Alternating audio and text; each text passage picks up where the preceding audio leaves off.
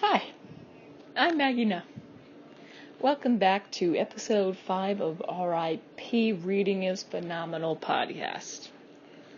We're going to jump right into chapter 3 today. We don't have any sponsors. We're not making any money out here. So, this chapter really covers the idea of bullies. Comey's dealt with bullies throughout his life. The mafia is filled with bullies. He was bullied as a kid.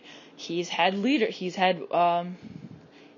bosses who were bullies. He also was a bully himself in college, and also throughout, obviously his professional career, he's dealt with bullies like the mafia, but also just people who commit crimes, and are bullies.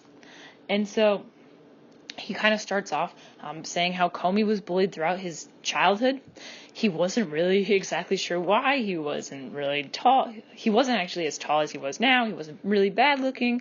He did sports. His mom cut his hair, but it wasn't crazy.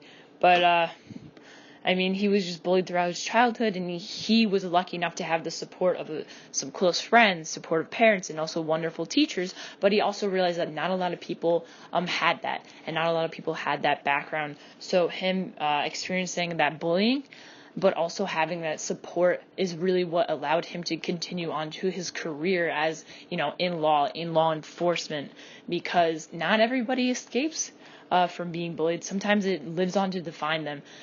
But Comey wanted to make sure that, he could help as many people as possible escape from that bullying and escape from that confinement. And having that support system is really what did allow him to do that in his future. And so, but a lot of people I actually kind of really love this chapter because it's about Comey's most memorable leaders, and a lot of people who could have been bullies. They could have been, mean, aggressive leaders, and they weren't. And actually, one of those was starting with his grocery store manager when he was a kid, his first job. His manager's name was Harry Howell. And immediately when I first read this, Comey's I knew that Comey, had years and years of experience in some of the highest levels of law enforcement. He was a U.S. attorney, and when I heard that one of his most memorable leaders was a grocery store manager, I was not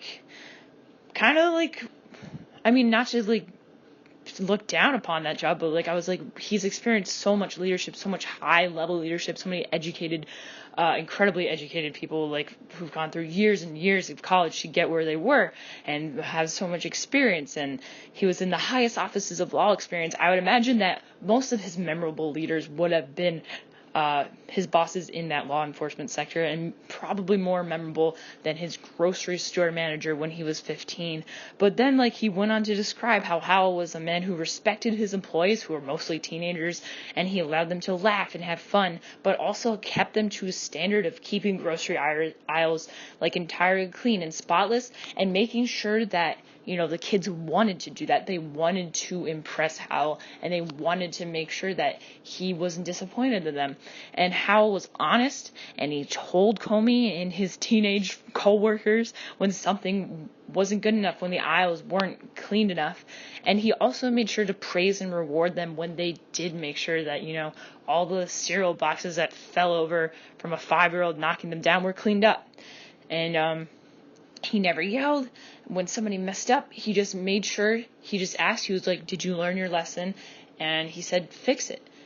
And so he really stirred up this energy in a bunch of teenagers who were going through a lot. And he's making them want to work hard. And he also is making sure that they want to work the best that they can.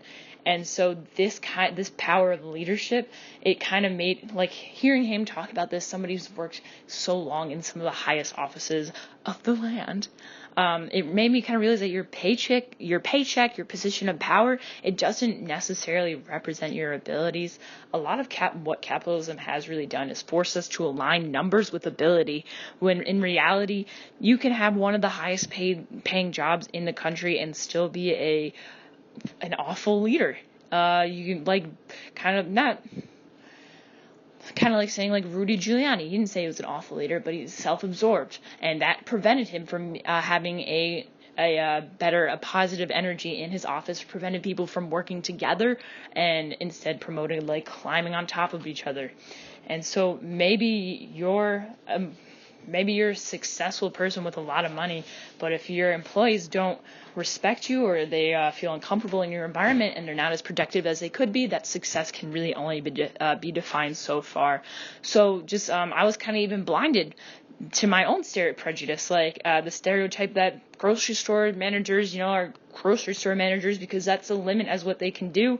And I don't look down upon that, but it definitely was an ingrained stereotype that, I wish I didn't have, but kind of reading this book kind of made me take a step back and look on that. And it was like a subconscious kind of thing.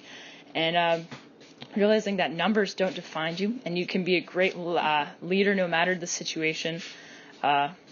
Really, it broke a few layers of subconscious prejudice. And so Comey, and especially Comey, loved Howell because he was kind and compassionate when he could have really been a bully. So, and Comey also uses this transition to remark how he was also once a bully. And in college, there was this like kind of annoying kid who him and his friends used to pick on all the time.